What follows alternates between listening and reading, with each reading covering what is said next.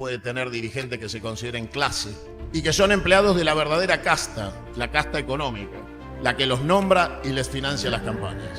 En este libro también los desafío a pensar en una sociedad sin tasa de interés. ¿Se la imaginan? Resulta ser que hay 480.000 millones de dólares depositados en cuentas en el extranjero o depositados en cajas de seguridad de paraísos fiscales. Tenemos a alguien que está gobernando por decreto, en una trampa de la Constitución Republicana de 1853 actualizada, que le permite al presidente emitir un decreto hace 9 meses que la Corte Suprema no trata. Y en esa vigencia determina el saqueo de la Argentina sin que podamos supuestamente hacer nada, porque si no somos golpistas, rompemos el orden institucional. Nadie puede ser patriota si abandona al que tiene al lado. Nadie puede hacer patria si permite que las corporaciones transnacionales se queden con la riqueza de los argentinos para la concentración pornográfica de los recursos en manos de unos pocos, sometiendo a la Argentina a su desaparición. Recuerden que hay alguien que fue legislador y es rabino, el rabino Berman, que propuso la división y partición de la tierra de los argentinos porque la considera propia de un bien común social de la humanidad. Bueno, desde acá los veo mejor a todos los que están más en el fondo y por una cuestión visual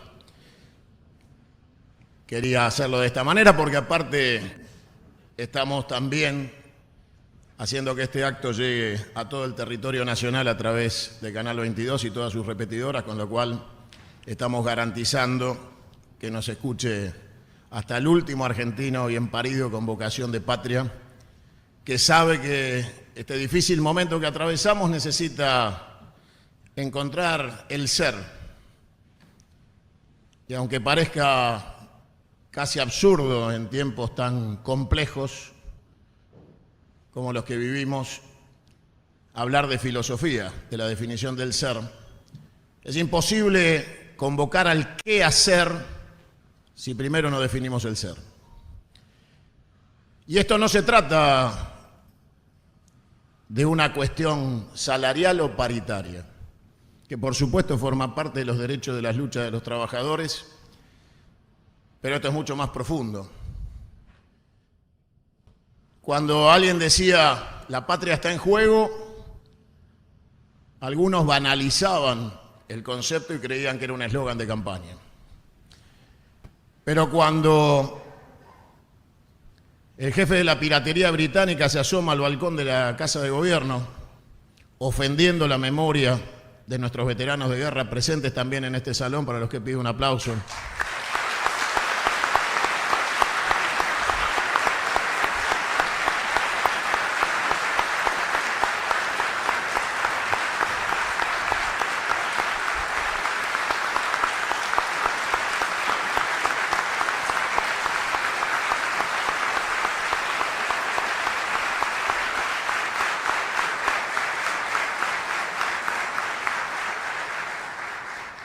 Tengo muchos amigos excombatientes y veteranos, algunos que ya no están, y otros que van atravesando el tiempo. La tapa de mi libro me encuentra con una boina que me regaló uno de ellos. Y en homenaje a ellos, la tapa del libro es de ese 2 de abril del 2022 en el acto de conmemoración de nuestra soberanía en el municipio de Berazategui. Es el ser lo que está en discusión. Por eso es mucho más importante que una interna, que una discusión de ambiciones que todos tenemos derecho a tener, pero que no pueden de ninguna manera ser un condicionante de nuestra obligación frente a la historia, porque somos apenas un eslabón. Recién decía Julio, nos contaba su encuentro con Perón. Algunos no tuvimos la suerte de conocerlo en vida, pero sí somos herederos de su obra, de su doctrina, de su dogma que nos convoca todos los días a renovarlos hacia el futuro, porque Perón no es alguien que se pueda buscar en el pasado. Los torpes y los enemigos buscan a Perón en el pasado. Si uno lee la proclama revolucionaria de 1890, de la Revolución del Parque, firmada por Leandro Alem, entre otros, va a encontrar una descripción exacta de lo que podría ser una editorial o carta de opinión de un argentino bien parido en el 2024. Los mismos conflictos, los mismos valores, el mismo desafío del ser o no ser. Yo llevo tatuada la fecha de la Revolución del Parque, que yo considero el inicio de la verdadera Revolución Argentina, que después se continuaría a través de Forja, de Homero Mansi, de Jauretche, hacia el 17 de octubre de 1945, del cual mañana algunos han preferido hacer actos. Yo prefiero guardar el silencio de la vergüenza, porque el 17 de octubre de mañana está muy lejos de nuestra deuda con el general Perón y con nuestros abuelos o bisabuelos que fueron parte de aquellos anarquistas, comunistas y socialistas que llenaron la Plaza de Mayo para pedir la libertad del teniente general Juan Domingo Perón, en aquel momento coronel. Como estamos en deuda, mañana no podemos festejar el Día de la Lealtad porque hemos cometido sinnúmeros de errores que pueden denominarse como deslealtades involuntarias si somos generosos con nosotros mismos. Nos hemos ocupado del pragmatismo de ganar elecciones perdiendo la batalla cultural. Preferimos ganar cargos administrativos sabiendo que perdíamos frente a un enemigo que nos imponía las condiciones de una democracia absolutamente amenguada en su potencialidad, absolutamente vaciada en su concepto, que nos fue imponiendo una cultura en la cual nuestra dirigencia se rindió. En las primeras hojas de este libro van a encontrar un desafío a esa rendición de la conducción política argentina, que se ha transformado en clase, y lo digo con profundo desprecio. La política no puede tener dirigentes que se consideren clase y que son empleados de la verdadera casta, la casta económica, la que los nombra y les financia las campañas. Por eso en el libro van a encontrar el desafío del ser dividido en dos obstáculos del pragmatismo de la democracia republicana como antagonista de la democracia confederal: la coparticipación federal y el sistema electoral. Entonces, sobre esas dos columnas basan la dependencia del pueblo argentino hasta su sometimiento más indigno y pornográfico, que es tener hoy un gobierno de ocupación en la Casa de Gobierno, que a través de un ardid estafatorio, ustedes saben, tal vez los que son abogados y están presentes, que el Código Penal establece para la pena de la estafa la necesidad de un ardid, que es la mentira a través de la cual se va a desempoderar a la víctima. Y los argentinos fueron víctimas de un ardid estafatorio que los desempoderó de su voto y de sus esperanzas, de sus sueños y de su patrimonio, y que hoy se lleva adelante impunemente, con la legitimidad de origen electoral, el peor saqueo del que se tenga memoria desde la frustrada independencia argentina. Nosotros nunca fuimos independientes, solo cambiamos de patrón.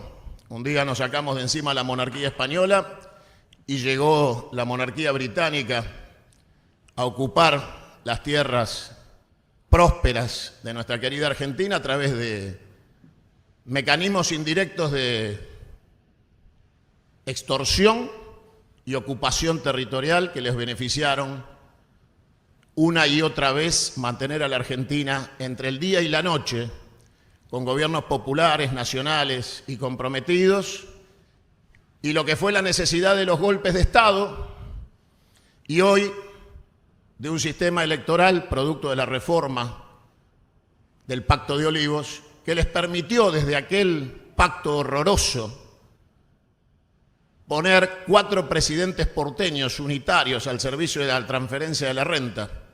Desde aquella reforma de la Constitución, el Metrobús puso a Fernando de la Rúa, puso a Mauricio Macri, puso a Alberto Fernández y puso a Javier Milei. 4 porteños que consideran como frontera ideológica y material la General Paz, y que consideran a nuestras provincias federales, de nuestro origen confederal negado a nuestros hijos en la enseñanza, como objetivos de saqueo. Hoy nuestros hijos hablan de hidrovía, se refieren al Paraná. Nuestros hijos hablan con el nombre comercial de una autopista al río Paraná, el que fue defendido en la Vuelta de Obligado, el que es parte de la idiosincrasia y el orgullo del pueblo argentino, de su coraje y temple para defender la soberanía nacional. En ese cambio paradigmático de vocabulario, de formas, y en una agenda que ellos manejan 30 años para adelante. Por eso un día te dicen la Agenda 2030, te lo dicen en el 2000. Y en algún momento te decían que los objetivos eran las 3T, turismo, telecomunicaciones y transporte. Y ellos van fijando las agendas.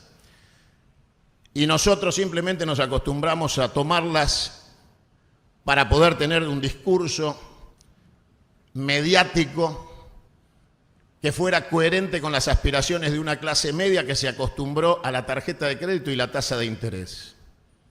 En este libro también los desafío a pensar en una sociedad sin tasa de interés. ¿Se la imaginan?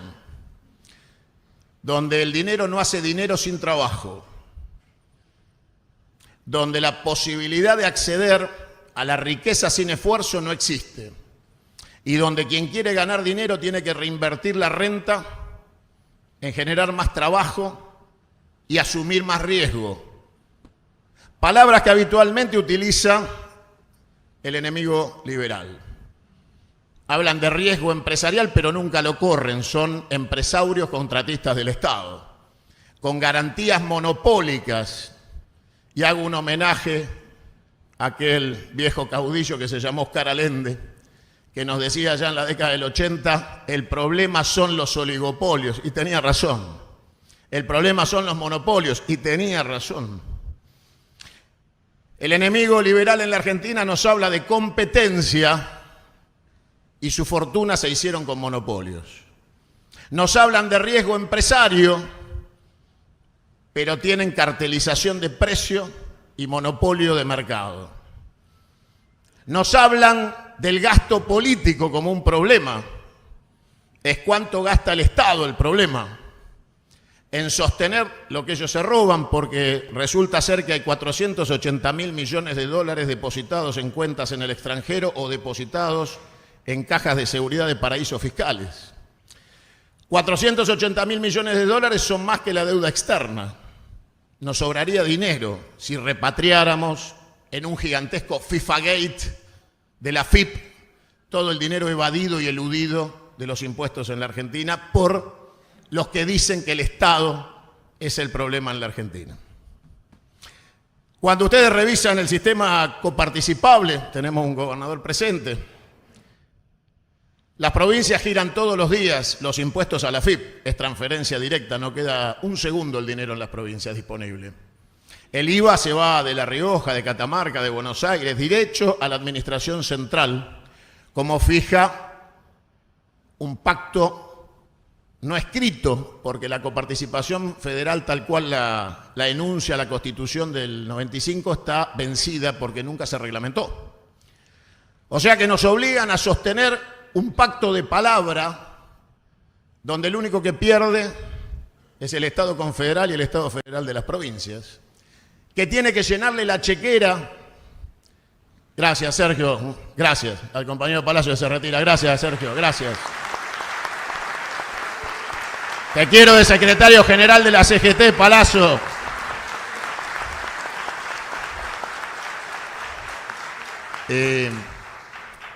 Un gran amigo y un gran compañero, que en este momento nos hace falta y mucho. ¿Qué tan mejor estaríamos sin Daer y con Palacio, no? Sí, aplaudan que se vaya de una vez, sí.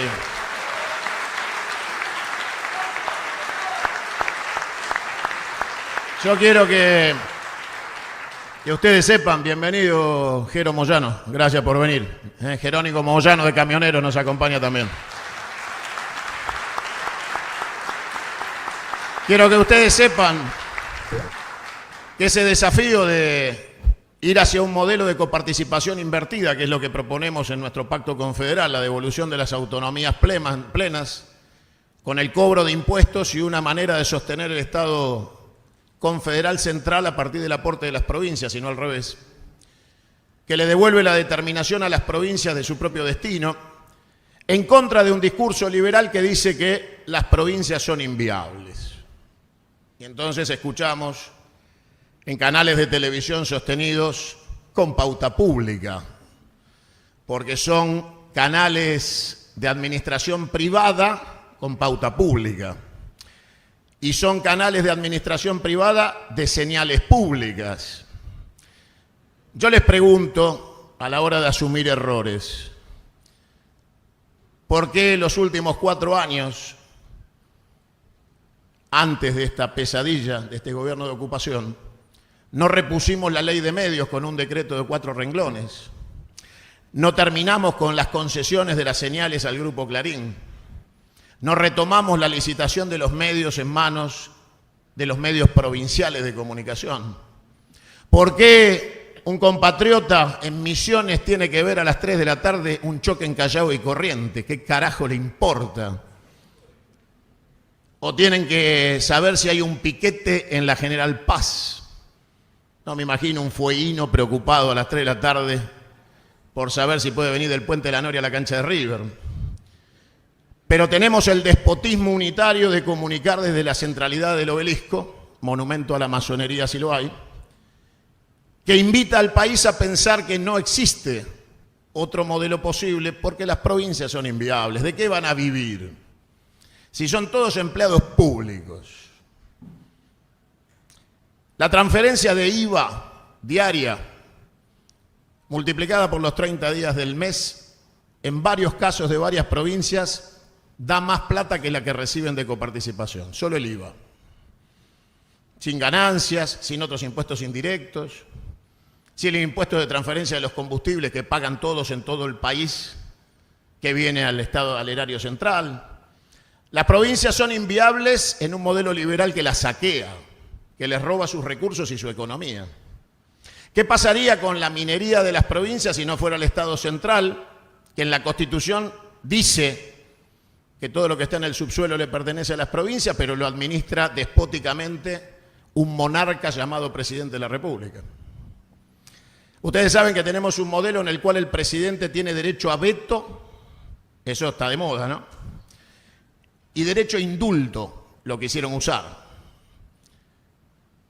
Eso es una rémora monárquica, los monarcas tienen derecho a indulto y veto, ¿no? Los reyes, esa locura de que alguien es enviado de Dios para administrar un pueblo y tiene derechos divinos. Bueno, el presidente de la República no es justamente un rey ni un monarca, pero tiene derecho a veto y tiene derecho a indulto. En ese esquema tenemos a alguien que está gobernando por decreto, en una trampa de la Constitución Republicana de 1853 actualizada, que le permite al presidente emitir un decreto hace 9 meses que la Corte Suprema no trata. Y en la abstracción de la complicidad de no tratar el decreto está vigente. Y en esa vigencia determina el saqueo de la Argentina sin que podamos supuestamente hacer nada, porque si no somos golpistas, rompemos el orden institucional. En ese esquema, el imperativo de la hora y el momento de la hora es saber si estamos dispuestos a encontrar la fecha correcta para nuestro 17 de octubre. No hace falta que sea mañana, recordando el 17 de los que hicieron el 17. A nosotros nos puede caer el 20 de agosto, nuestro 17 de octubre, el 15 de septiembre, el 20 de diciembre, porque el que está pendiente es el nuestro, es el desafío de nosotros, de los bien paridos argentinos que estamos vivos y que nos toca ser eslabón en la cadena del futuro, mirando el sub-50, mirando la generación que se va a hacer cargo. Se acaba de ir Lorenzo Pepe, un querido amigo.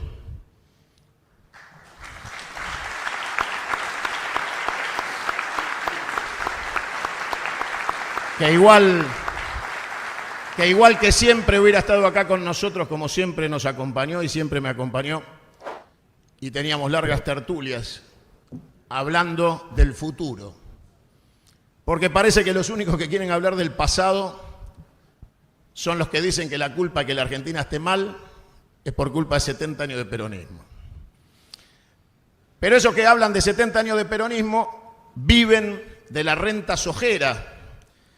Y esa plantita la trajo el GOU. La soja es peronista, muchachos. La trajo el general. Y dijo que 70 años para adelante íbamos a vivir de la soja. Y adivinen qué. Vivimos de la soja.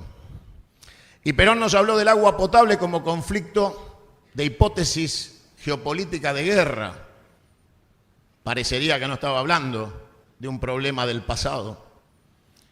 Perón nos habló de la ecología en el año 74. Parecería que no nos hablaba de algún noticiero viejo en blanco y negro del año 45. Y Perón nos dijo que hacía falta una generación de emergencia.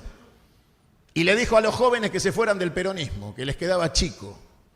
Váyanse y armen una generación de emergencia. Palabras del teniente general Juan Domingo Perón, las pueden buscar, están editadas. El primer youtuber, que fue Perón, dejó testimonio fílmico de esto que les digo. Y él dijo que 5 años antes de volver a la Argentina se había juntado con la juventud peronista y les había dicho, muchachos, váyanse, les queda chico. Y el problema es que la generación intermedia se corrompió y ustedes no pueden quedarse ahí porque se van a corromper y ustedes tienen que mantenerse en estado puro. Yo creo que el desafío que hoy emprende nuestro compañero, gobernador de La Rioja, de conducir los destinos del peronismo, la compañera Cristina que del otro lado aspira a lo mismo, tienen que entender que hay que liberar a la juventud hacia un destino de futuro próspero, allanándole nuestra responsabilidad de las cosas mal hechas que nos trajeron hasta acá. Tiene gran responsabilidad, compañero, usted, de hacer posible que el instrumento electoral del movimiento nacional del peronismo sea compatible con ese mandato de Perón, que la juventud se haga cargo del futuro, porque tenemos poco tiempo para corregirles el panorama antes que ellos se hagan cargo. Estamos haciendo patria en el siglo XXI. Y hacer patria en el siglo XXI tiene un desafío nuevo.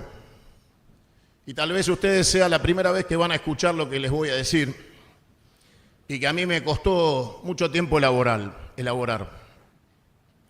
La defensa nacional tenía 3 dimensiones: aire, tierra y mar. Señores, señoras, la defensa nacional en el siglo XXI ha incorporado una 4ª dimensión en la defensa nacional, que es la dimensión subjetiva del espacio intangible, donde se libra también la batalla cultural, que es la nube de Internet y la administración de los recursos, entre ellos la inteligencia artificial.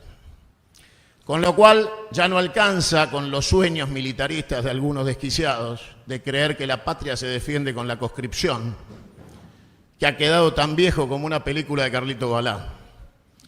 La realidad es que el mundo moderno nos impone la 4ª dimensión y que un estadista como Vladimir Putin ha considerado que la inteligencia artificial debe ser tratada como un arma nuclear y que el control de esta 4ª dimensión y de este 4º espacio es central en la defensa nacional y la perspectiva del desarrollo de un Estado nacional. Porque ese espacio hoy lo ocupan gigantescas corporaciones transnacionales, dueñas privadas del destino de la humanidad frente al absorto e ignorante estado de los estados nacionales frente al desarrollo tecnológico, que no entienden y no han podido comprender y mucho menos administrar. Por lo cual, en esta incorporación del programa confederal, hacemos propia la teoría de la defensa nacional en el sentido de la 4ª dimensión, de que el Estado argentino debe abarcar un área permanente, sistemática, de control de la 4ª dimensión de la defensa nacional. Esto implica que, por ejemplo, la CGT debe tener un sector que esté destinado al análisis de las nuevas fuerzas del trabajo, las nuevas reglas de la justicia social en materia laboral, la compaginación entre las fuerzas del trabajo humano y material y las nuevas tecnologías. Y el Estado-nación debe tener la perspectiva acertada para que el control de esas tecnologías se aplique en función de la felicidad del ser humano como epicentro de la acción política. No podemos permitir que la tecnología reemplace a la persona, porque entonces habremos perdido la batalla y estaremos ingresando, como ellos pretenden, en la era transhumanista o posthumanista, en la cual el ser humano no es necesario, ni económicamente ni productivamente. Y un sector reducido, con privilegios de administración inmoral y pornográfica de la riqueza de la humanidad, pueda administrar la muerte, desaparición o aislamiento de miles de millones de personas en el mundo sometidas a la pobreza y la desaparición. En este contexto, nacionalistas y peronistas que somos, tenemos la obligación de defendernos, de defender a nuestros trabajadores pasivos de la tercera edad, a nuestros hijos que van a vivir ese porvenir, y asumir el desafío de que cantar el himno no sea una obligación institucional, sino un compromiso moral.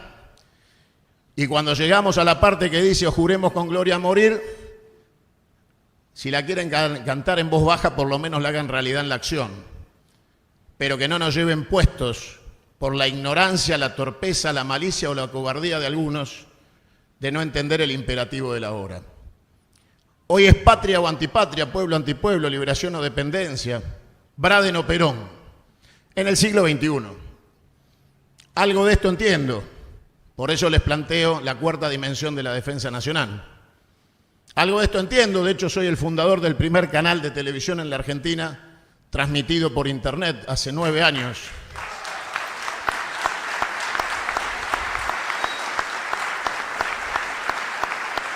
Y hoy pululan por ahí los streamers, los youtubers, instrumentos de la precarización de la comunicación social. No debatir ideas, no interpretar la realidad, no buscar la solución, someter al pueblo a la aceptación del problema, la individualidad como objetivo, el monoambiente, el monotributo y finalmente el monopelotón, que constituye en sí mismo alguien ausente del compromiso social y del dolor ajeno, cosa que ustedes pueden ver habitualmente en las calles de esta ciudad, cuando alguien salta a un ser humano en estado de calle para poder entrar al cajero automático y se va con la misma indiferencia con la que entró, dejando librado a la suerte a quien está en la calle, en estado de calle, tal vez con una persona mayor o con sus hijos, que ha perdido la capacidad de alquilar. Y acá es donde todo tiene que ver con todo, ¿no? Decía Pancho Ibáñez. Y unía la historia particular, individual y menor con el destino colectivo y superior de entender qué es el Estado y qué somos nosotros. Nadie puede ser patriota si abandona al que tiene al lado. Nadie puede hacer patria si permite que las corporaciones transnacionales se queden con la riqueza de los argentinos para la concentración pornográfica de los recursos en manos de unos pocos, sometiendo a la Argentina a su desaparición. Por eso en este libro van a encontrar también un capítulo entero, prologado por Julio De Vido, en donde desarrollamos largamente en la experiencia del Ministerio de Planificación Federal todo lo que ha sido la contracultura de este saqueo que vivimos hoy en la ejecución de 125.000 millones de dólares en obra pública en 12 años, sin un centavo de crédito, con inversión genuina del Estado en todo el país, en cada municipio y cada provincia, con obra delegada a los responsables de la administración local de las obras en desarrollo, que incluyeron contratos de energía nuclear, represas, colegios, autopistas, hospitales, que este gobierno dice que son un gasto, y para nosotros son claramente una inversión de futuro, porque gracias a esa inversión del Estado las generaciones crecen sanas, educadas, fuertes y convencidas de defender la patria, porque la patria también tiene que tener resultados, también tiene que ser capaz de abrigar, también tiene que ser capaz de curar. Aquella promesa humilde de Raúl Alfonsín, humilde, acá, en la 9 de julio. Con la democracia se come, se cura y se educa. Vaya si era pobre la esperanza de los argentinos en el 83, después de la batalla de Malvinas, con un presidente que nos decía que la democracia era una curita, una tiza y un pancho, y que la Argentina no tenía aspiraciones de potencia, ni desarrollo de vectores misilísticos, ni satélites, ni desarrollo científico, que volverían después, en tiempo de Néstor Kirchner, cuando repatriamos científicos y capacidad, pusimos las fábricas en funcionamiento y todo empezó a parecer que iba a funcionar. El problema es que una vez cada 4 años el enemigo se plantea volver y todos los días se plantea destruir. El último gobierno lo salvó un pibe de 52 años que se llamó Sergio Massa.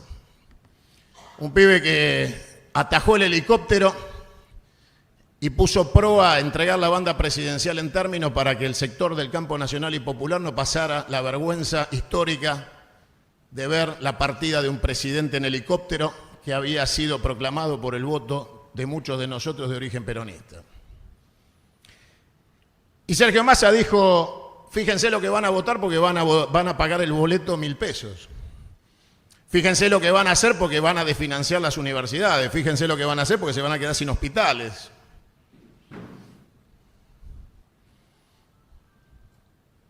Fíjense que tenía razón. Pero algunos compañeros creyeron que era mejor perder. Porque viste que Massa. Nosotros deberíamos haber ingresado a los BRICS el 2 de enero del 2024 con la firma de Sergio Tomás Massa como ministro de Economía, que firmó con los BRICS en Rusia la entrada de Argentina a los BRICS. Íbamos a hacer BRICSA. Finalmente sucedió. Para no sacar la A, entró Arabia Saudita. Y nosotros nos alineamos con el norte anglófilo, nos alineamos en la OTAN, que mantiene secuestradas nuestras Islas Malvinas, Georgia, e Islas del Atlántico Sur. Nos alineamos con la usura internacional del occidente anglófilo y nos ponemos del lado del asesino criminal nazi de Netanyahu, que mantiene secuestrado al pueblo de Israel y al pueblo palestino en su locura personal genocida.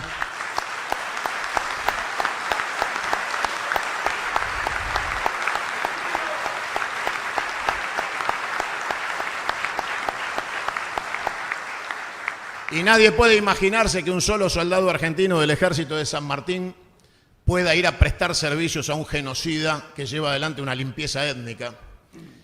Y este gobierno ha propuesto enviar a nuestros soldados a darle apoyo directo, no al Estado de Israel moderno, sino al gobierno genocida, que horas antes de los episodios que desencadenaron en su genocidio, había tenido marchas muy populosas del pueblo israelí para pedir la cabeza de quien hoy los lleva a la conflagración de una guerra delirante que nos pone a todos al filo del holocausto nuclear. Explico en este libro también la delgada línea roja en la que estamos parados, porque la posibilidad de vivir o no vivir está en manos de algunos pocos que tienen el arsenal nuclear, que en este momento tiene 2.000 ojivas nucleares activadas en forma permanente y sistemática a las 24 horas del día. Con lo cual, el pueblo argentino que quiere vivir en paz, quiere crecer, quiere desarrollarse, quiere volver a ser la patria confederal de nuestros caudillos fundadores,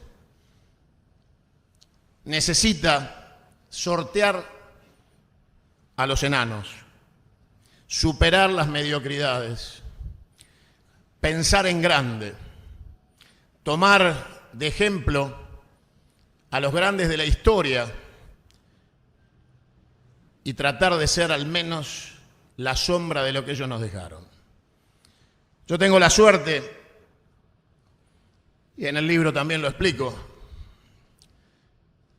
de ser alguien que pudo vivir Arturo Frondizi en el calor y el afecto de la relación personal y familiar, que me contó su relación con Perón más allá de los libros, los eufemismos y las interpretaciones periodísticas de una realidad que solo vivieron Perón y Frondizi. Y esos grandes de la historia a veces se privaron de construir la Argentina grande porque cada uno pensaba que debía imponerle las condiciones al otro. Finalmente se arrepintieron, todos. Recuerden la despedida de Ricardo Balbín en el Congreso a Perón. Este viejo adversario despide hoy un amigo. ¿Cuánto hubiera sido distinta la historia argentina si Balbín hubiera sido el vicepresidente de Perón y no Isabel? Y claro, ¿quién impidió que Balbín fuera el vicepresidente de Perón? Alfonsín, que en ese momento activó el Comité Nacional de la Unión Cívica Radical para que Balbín no aceptara ser el vice de Perón. Y en su momento, Frondizi, que era amigo de Balbín, dividió la Unión Cívica en la Unión Cívica Radical Intransigente para ser presidente.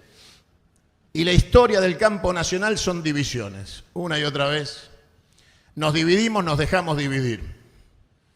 Eso sí, a lo largo de la historia los gorilas siempre fueron juntos. La República, que para mí es una entidad terminada y un instrumento de saqueo, a veces me cuesta explicárselo a mis hijos y a mi hija más chiquita mucho más, que está acá con mi señora, durmiendo, pobrecita. Porque si me pregunta, papá, ¿cómo se llega a presidente de la República? Yo le podría decir, hija, a través de la democracia tenés que ganar una elección. Pero vieron que los chicos ahora rolean el celular, buscan lo que quieren ver. Entonces podría volver y decirme, papá, acá dice que Videla fue presidente de la República. Onganía, Lanuse, Galtieri, Viñone, Farrell. Dice que son todos presidentes de la República. Y yo tendría que decirle, bueno, hija, claro, la Corte Suprema de la República siempre reconoció a los golpistas dictadores como presidentes de la República. Y es verdad, los medios de comunicación siempre dijeron, preside este desfile el excelentísimo presidente de la República, Jorge Rafael Videla. Y los chicos me podrían decir, papá, entonces no hace falta ganar elecciones, se puede ser presidente de la República por las botas o por los votos. La historia lo demuestra. Y yo tendría que decirle, bueno, hija, sí, en realidad la República ha permitido la distorsión del sistema electoral hasta el punto en que los genocidas fueron presidentes de la República. Sí. Y entonces hoy me preguntaría, ¿y cómo llegó Milei, papá? Porque esta vez no fue un golpe de Estado. Y tendríamos que decirle, no, hija, es verdad.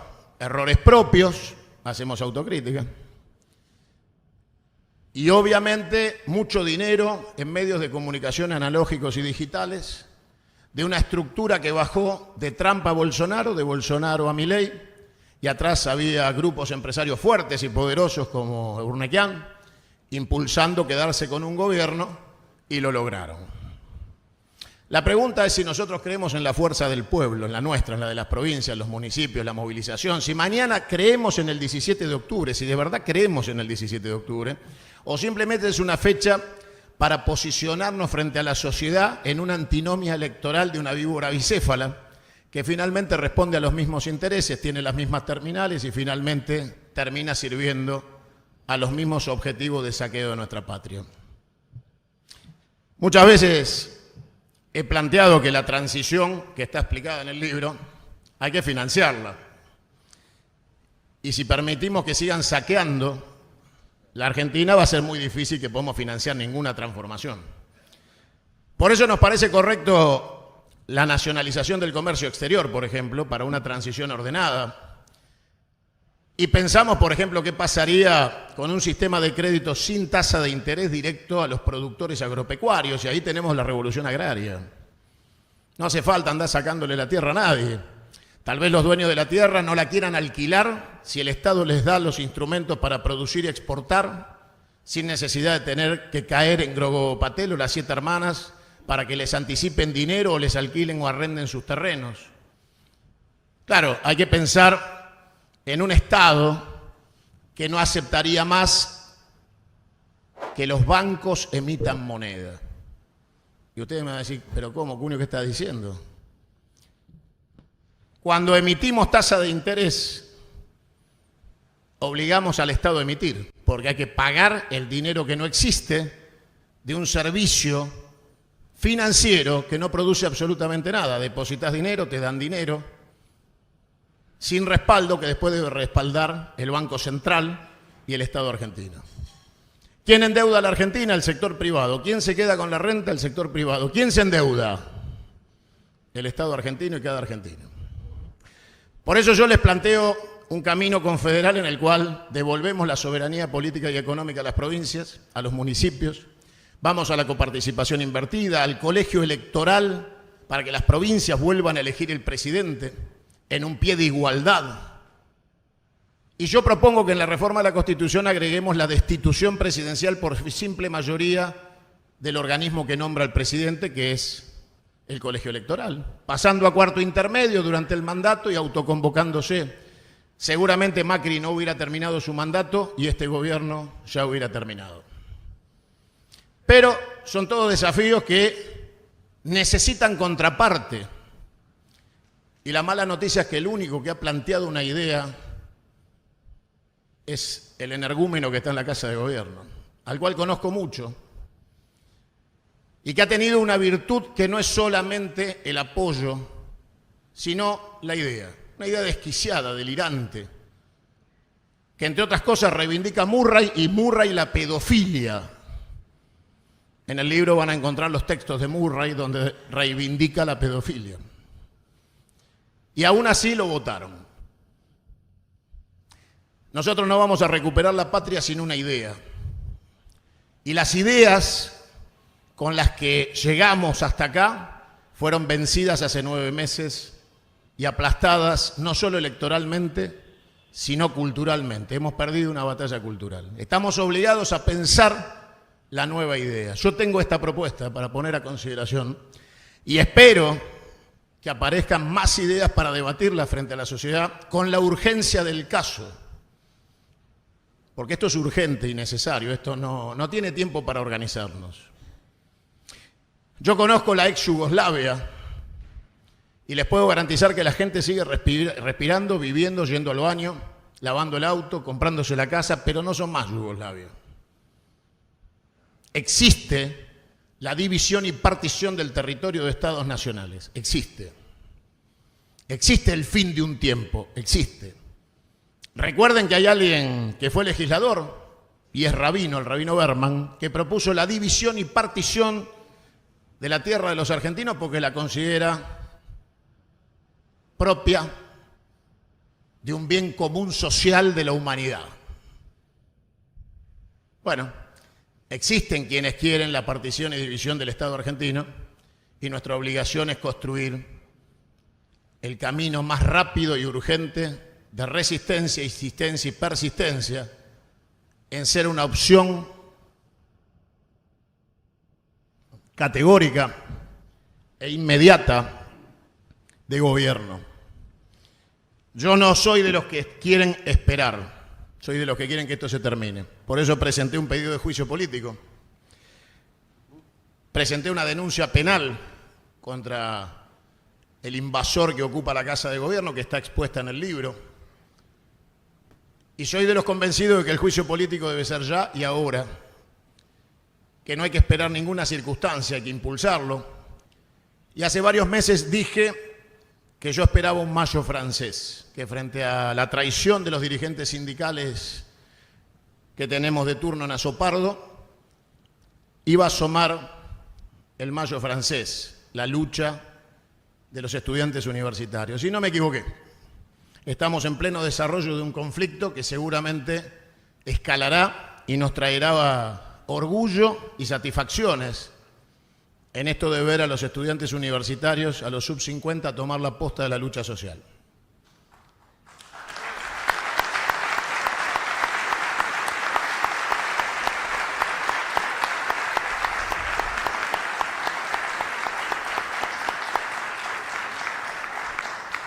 Los 5 premios Nobel argentinos salieron de la universidad pública y el burro que está en la casa de gobierno y no sabe multiplicar por 2 dígitos es el que la quiere cerrar. La realidad es que tenemos bien claro cuáles son los objetivos nacionales no negociables de identidad del ser para convocar al qué hacer. Somos patriotas, somos nacionalistas y somos peronistas. Y el qué hacer, en mi planteo, es salir de la República hacia el rumbo confederal, hacia una reforma de la Constitución, hacia los nuevos derechos del siglo XXI y la defensa nacional en la 4ª dimensión. Tenemos que defendernos. Bienvenido, Facundo. Facundo Moyano nos acompaña también.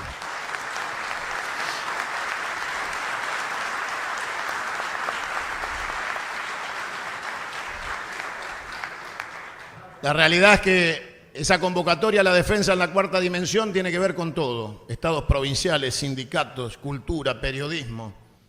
Debemos defender la 4ª dimensión. Nos hemos perdido en la batalla territorial de la obsolescencia de un concepto de defensa que ha dejado de ser real hace mucho tiempo atrás y hoy se demuestra en los conflictos militares en desarrollo.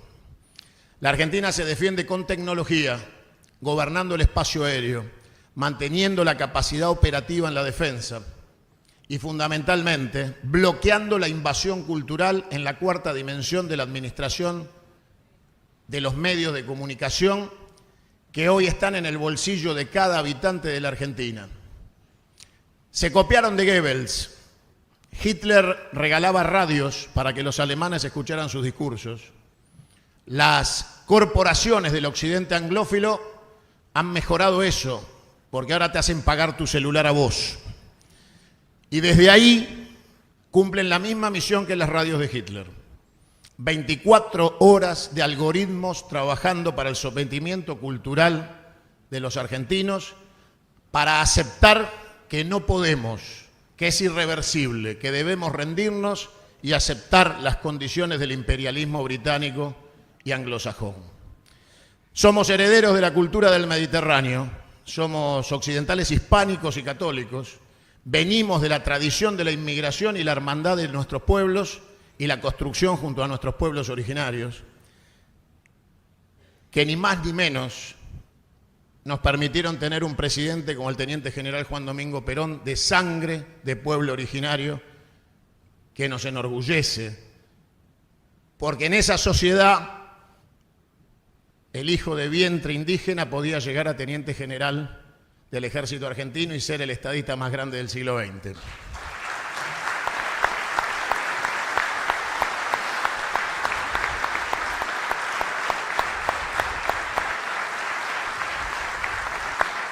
Sabemos de prospectiva, sabemos de inteligencia, sabemos de planificación estratégica, tenemos resultados y Perón está en el futuro, no lo busquen más en el pasado. La discusión no es a quién vamos a poner o sacar de una lista electoral, la discusión es cómo ganamos la batalla cultural en la 4ª dimensión de la defensa nacional. Y para eso hace falta cada uno de los argentinos, cada uno de los estados, cada una de las organizaciones, cada una de las ONG, cada uno de los sindicatos. Debemos ser un bloque que ponga final a la invasión cultural por la cual muchos chicos sub 50, arrancando de la edad del voto de los 16, ya no perciben el concepto de patria, o sea, del ser. Y si no saben qué son, ¿por qué lo defenderían? ¿En concepto de qué? Algunos creen que conducir es decirle a la gente, ya te entendí. Y conducir es decirle a la gente, por ahí no. Por ahí no. Porque claramente podríamos ensayar un discurso como, por ejemplo, tenemos que integrarnos al mundo. Una definición amplia que permitiría cualquier interpretación. ¿Qué puede ser integrarnos al mundo? entender que la tecnología va a desplazar al ser humano de la actividad productiva y es lógico, tienen que perder, como dicen los pibes, ¿viste? Los chorros. Perdiste, ¿qué vas a hacer? Te toca ser pobre, marginal, no recibir educación, ni salud, ni tener futuro. Es lo que te tocó, bancátela. Mientras algunos mantienen los privilegios de ser administradores del saqueo, somos un pueblo con la sexta extensión territorial del mundo de un Estado nacional, con la población de una isla del Caribe. 47 millones de habitantes que no alcanzan ni para cubrir lo más elemental de los servicios hacia el resto de los compatriotas en materia de defensa nacional. Tómese como defensa nacional la población del territorio. Y en términos liberales, le acaban de poner Sarmiento al CCK. Y ese señor decía que hacer patria era educar al soberano. Esa es una contradicción de Sarmiento porque todo aquel que estudia nunca es liberal. Con lo cual, es una contradicción filosófica de la generación del 80 querer enseñarle a la gente a ser educada sabiendo que una vez que se eduquen van a entender lo hijo de puta que eran. Pero también decía otro liberal que citan mucho en esta época moderna, que gobernar es poblar. Lo decía Alberdi. Vieron que hinchan las pelotas todos los días con Alberti y ahora le van a hacer un billete. Todavía estamos esperando el de Perón y miren que pasaron muchos gobiernos en Acampop, ¿eh? Todavía estamos esperando el billete con la cara de Perón. Si se anima gobernador, haga uno. Ya tenemos a Chacho.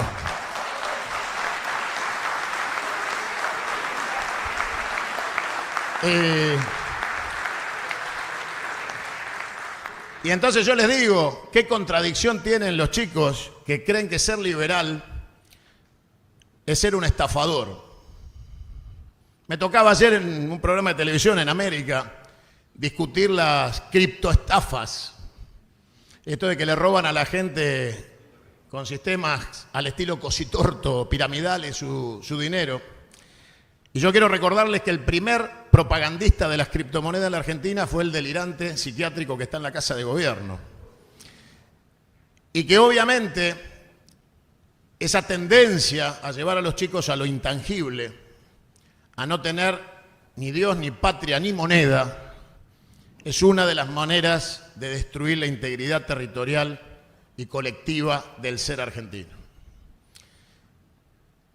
Hoy es un día difícil para estar acá y sin embargo lo hemos superado porque tenemos la posibilidad de estar acá.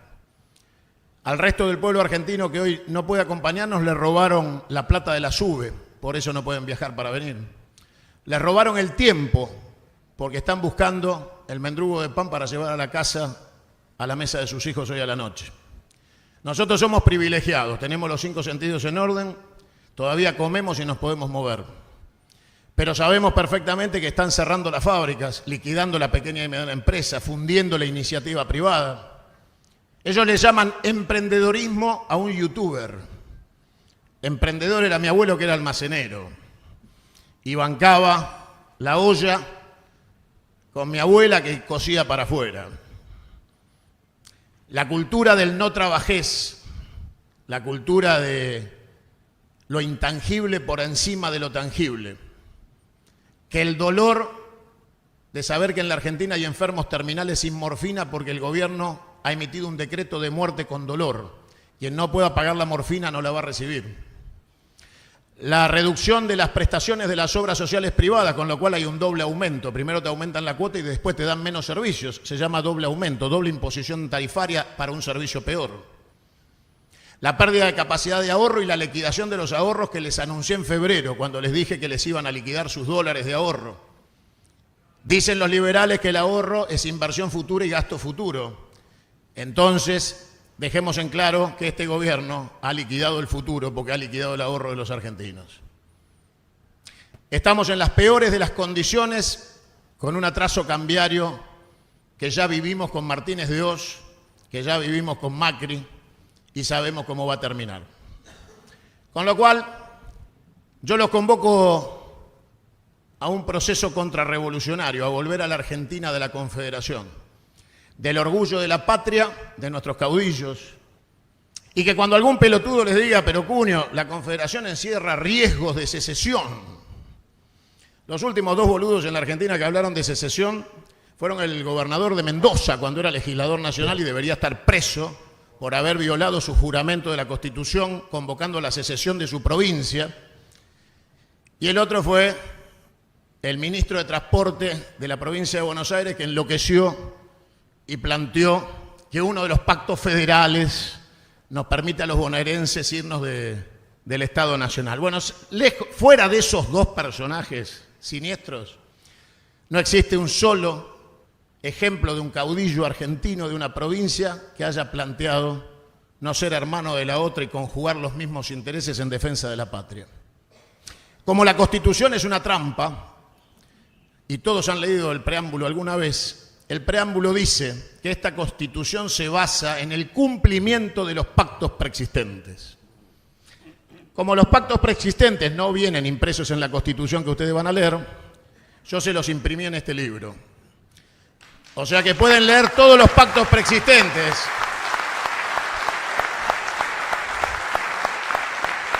Para que nadie les diga que la Constitución de 1853 que inaugura la etapa republicana es el origen de la patria. El origen de la patria son los pactos confederados entre las provincias, que son preexistentes a la nación, a la organización política y a la Constitución mitrista de 1853.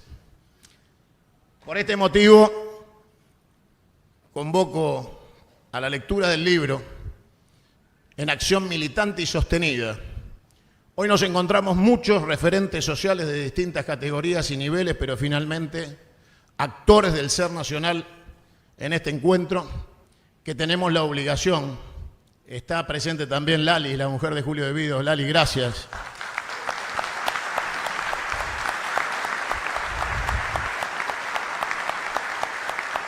Y está presente también el compañero Lipovetsky, exdiputado nacional. Gracias, Lipo.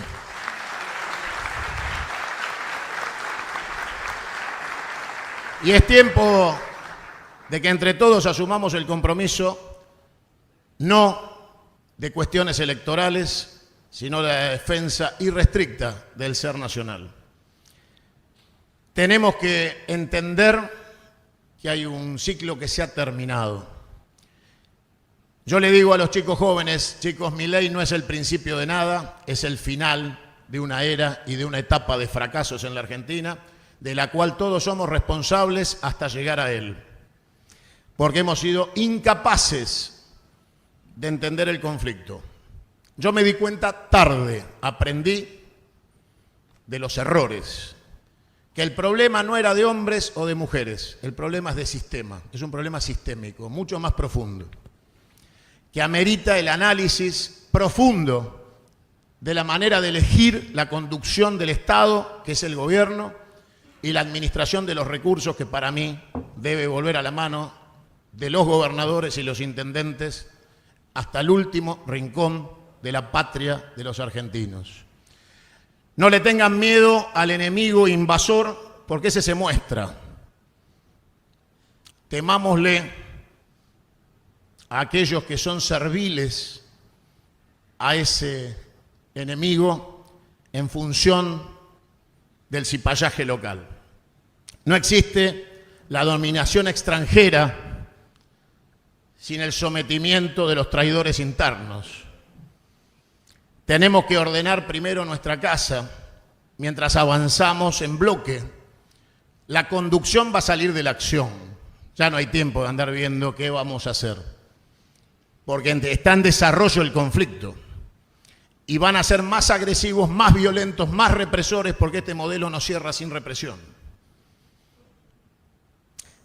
Prepárense a momentos difíciles, que habrá que bancar rodilla en tierra y habrá que aceptar que la unidad va a tener que ser hasta que duela y que nos vamos a tener que encontrar con todos aquellos que no piensan como nosotros, pero quieren el mismo destino para la patria de los argentinos. Lo que nosotros pretendemos es ser locomotora de ese tren. El nacionalismo y el peronismo del siglo XXI, que es el que nos convocó a construir Perón, Vieron que De Gaulle en Francia descansa en paz. Se fue de París prometiendo volver y volvió. Los chicos en Francia cada tanto se acuerdan de Gaulle, pero no lo andan nombrando todos los días porque no necesitan. Discuten el futuro. Nosotros tenemos que dejar de nombrar a Perón porque está muerto, muchachos. Mañana festejamos el 17 de octubre, pero lo festejamos desde la vergüenza. Él cumplió, nosotros no. Perón no tiene deudas con nosotros. Nosotros tenemos deuda con Perón. Por eso, que sea cualquier 17 el que nos toque en fecha a nosotros festejar el futuro en el siglo XXI. Que podamos utilizar las nuevas tecnologías, la inteligencia artificial, todo en función de un proyecto nacional para el siglo XXI. Yo quise homenajear a un gran amigo y en la contratapa del libro van a encontrar a mi querido Ricardo Iorio.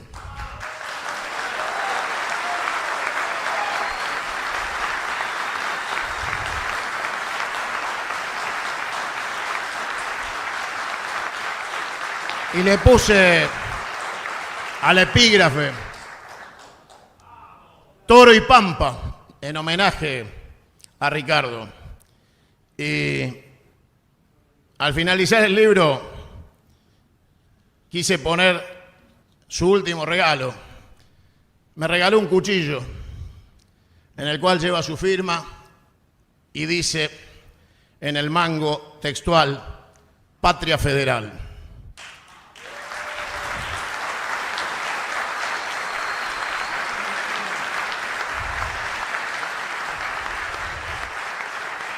Queridos compatriotas, somos sin lugar a dudas revuelo de ponchos rojos.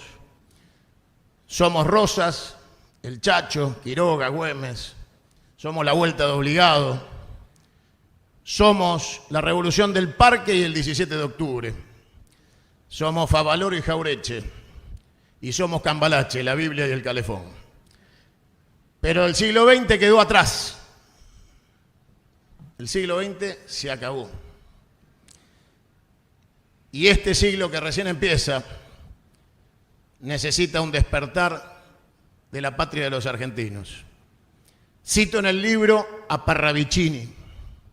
Creo en sus profecías y creo que están en desarrollo. Creo que Argentina tendrá su Revolución Francesa. Porque decía Parravicini en una de sus iconografías, si no ven venir al hombre gris.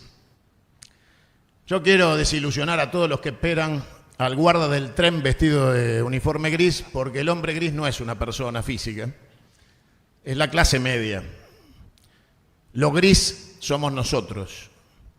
Y el despertar nuestro es lo que no ven venir. Y cuando el hombre gris, que somos cada uno de nosotros, se despierte, Argentina tendrá su Revolución Francesa. Tal vez no nos una las grandes banderas de las ideologías. Tal vez nos una la desesperanza de cada argentino que no sabe si su hijo va a comer a la noche, si va a poder mantener el esfuerzo de su padre ladrillo tras ladrillo, levantando la casa donde hoy cría a sus nietos. Tal vez sea el agotamiento de ver cómo se disuelve en nuestras manos un proyecto de patria que nos enorgullecía cuando sabíamos que éramos los argentinos de YPF, de ICF, de Aerolíneas Argentinas, de nuestros grandes deportistas y próceres y artistas, donde nos sentíamos identificados y queríamos ser. Tal vez, solo tal vez, el despertar universitario o la represión tirándole gas pimienta a una nena de 10 años termine de despertar la dignidad del hombre gris. Volvamos a la esencia donde está la dignidad. Cuando yo me pierdo, tengo a mi mujer que me putea, a Jimena, que me baja la realidad porque tenemos que saber mantener el núcleo trascendente del amor de la familia y de nuestros hijos para poder saber por qué vale la pena hacer el esfuerzo que hacemos y a veces perder ratos de la vida de nuestros hijos, pero no va a ser resignándonos que los podamos mirar a los ojos dentro de un día o un año y decirles, como les podemos decir hoy, misión cumplida, porque acá no se rinde absolutamente nadie. ¡Viva la patria! ¡Viva la patria! ¡Viva la patria!